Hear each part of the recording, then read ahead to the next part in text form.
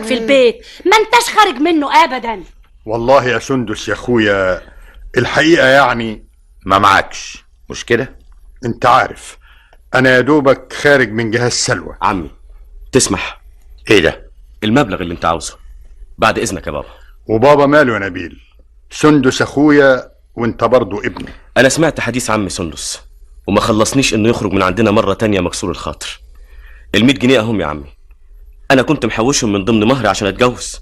حلال عليك، ولما ربنا يسهل ابقى رجعهم وقت ما يعجبك. لا لا لا لا، طب والله ان ما خدتهم لا ازعل. مش كده يا نبيل، مش كده. خدهم بس، مش يمكن يعني وانا هقدمهم لله.